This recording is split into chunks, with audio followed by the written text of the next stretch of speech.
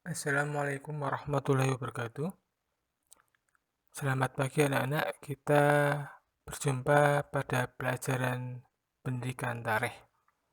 Persiapkan di kalian untuk mengikuti pelajaran pada pagi hari ini.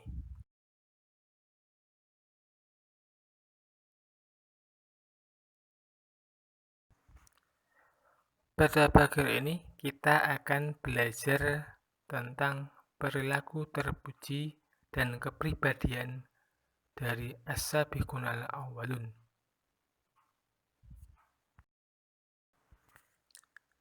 Langsung saja ya.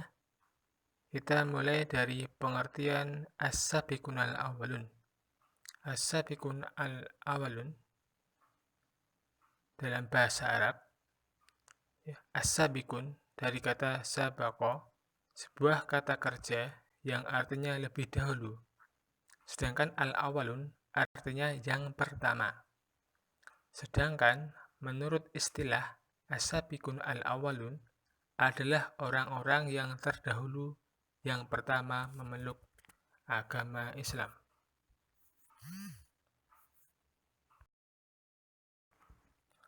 Dakwah kepada as-sabiqun al-awwalun.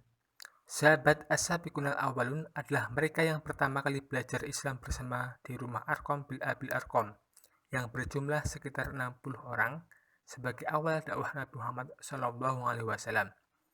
Nabi Muhammad SAW juga memilih sebuah rumah di Bukit Sofa milik Abu Abdillah Al-Arqam bin Abi Al-Arqam sebagai madrasah pertama sepanjang sejarah Islam, tempat ilmu pengetahuan dan amal soleh yang diajarkan oleh Nabi yang dilakukan secara rahasia tanpa sepengetahuan orang-orang kafir.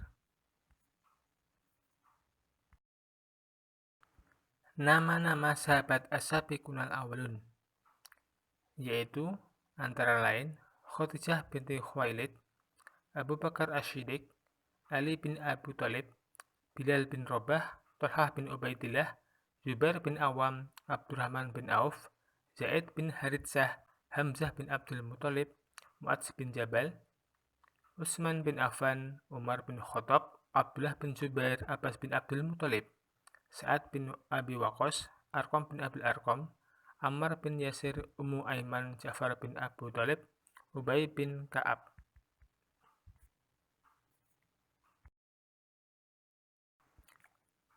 Perilaku terpuji dan kepribadian sahabat as-sabiqun al-awwalun. Yang pertama, Khadijah binti Khuwailid. Khadijah adalah istri Nabi dan wanita pertama yang masuk Islam. Khadijah berusaha memenangkan hati Nabi Muhammad atas tanda kenabian saat menerima wahyu yang pertama di Gua Hiro. Dengan penuh gairah dan semangat, ia menyatakan atas kenabian suaminya, serta tanpa ragu segera menyatakan keimanan dan kepercayaannya, yaitu memeluk agama Islam bersama suaminya. Khadijah memiliki jiwa juang yang tinggi. Beliau mengorbankan seluruh hartanya untuk perjuangan Nabi Muhammad SAW.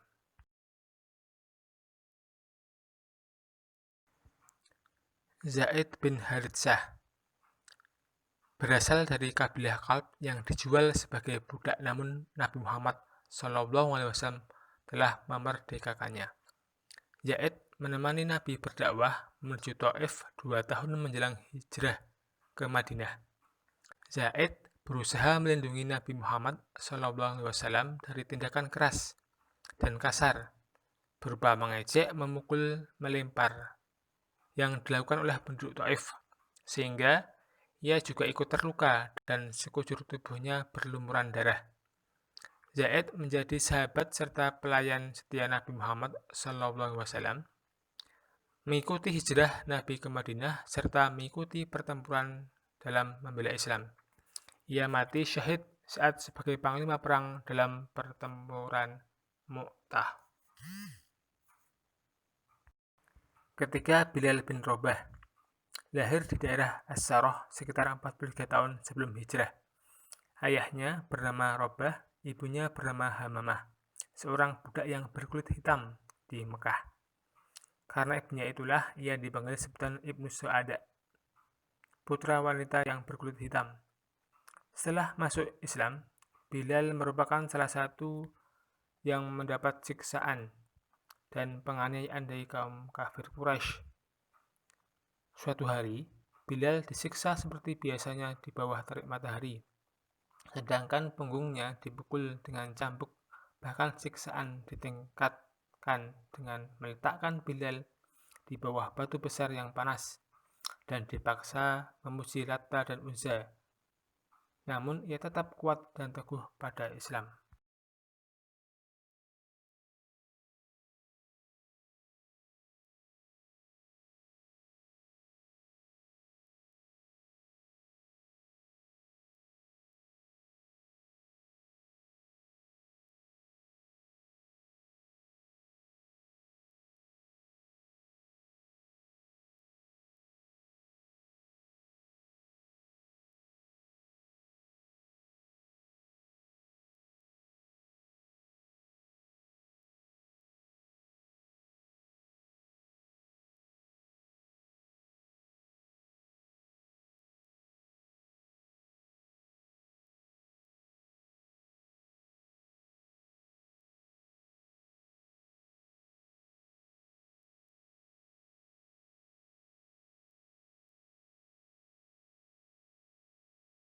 Keempat adalah Hamzah bin Abdul Muthalib. Hamzah adalah paman sekaligus saudara sepersusuan Nabi Muhammad SAW.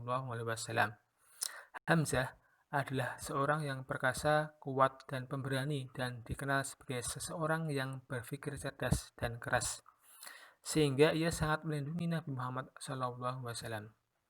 Masuknya Hamzah ke dalam Islam dimulai ketika Abu Jahal mencaci maki Nabi Muhammad SAW. Saat peristiwa itu, Hamzah berani menentang Abu Jahal dan langsung memukul busurnya ke tubuh Abu Jahal. Setelah peristiwa itu, Hamzah pergi ke Ka'bah dan bermunajat untuk menyatakan masuk Islam. Atas keberanian dan kehebatannya, Hamzah mendapat gelar dari Rasulullah, Asad Allah wa Asad Rasulih, singa Allah dan Rasulnya. Dalam perang Badar, Hamzah berhasil membunuh para petinggi kaum kafir Quraisy. Hamzah terbunuh dalam perang Uhud setelah terluka oleh senjata Wahsy, seorang budak Habsyi, atas perintah Zubair bin Mut'im yang memiliki dendam kepada Hamzah. Hamzah meninggal pada tahun ketiga Hijriah dan Rasulullah menyebutnya sebagai Sayyidus Syuhada.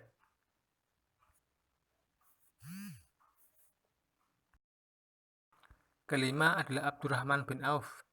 Ia adalah sahabat asal Quraisy dari suku Zuhri. Ia termasuk 10 orang sahabat yang dijamin masuk surga oleh Nabi Muhammad SAW. Abdurrahman bin Auf masuk Islam sebelum Nabi melakukan pembinaan di rumah Arqam bin Abil Arqam. Ketika hijrah ke Madinah, ia dipersaudarakan dengan Sa'ad bin Rabi al-Ansori. Abdurrahman bin Auf pernah ditawari Sa'ad untuk memilih salah satu dari dua kebunnya yang luas, namun ia menolaknya. Ia hanya meminta Sa'ad menunjukkan lokasi pasar di Madinah. Abdurrahman bin Auf berprofesi sebagai seorang pedagang yang sangat sukses. Ia menjadi salah satu pelopor dalam menyumbangkan dana. Ia menyerahkan 200 uqiyah emas untuk perang Tabuk melawan tentara Rum. Sejak mendengar bahwa dirinya dijamin masuk surga, semangat berinfak dan bersedekah makin meningkat. Tak kurang dari 40 dirham perak, 40 dirham emas, 500 ekor kuda perang, dan 1.500 ekor unta ia sumbangkan untuk perjuangan umat Islam. Abdurrahman dikenal orang yang tidak lupa diri terhadap kesuksesannya.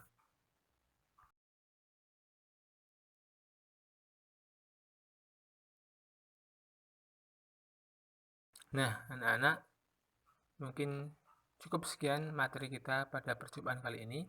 Terima kasih. Jangan lupa bantu untuk like dan subscribe.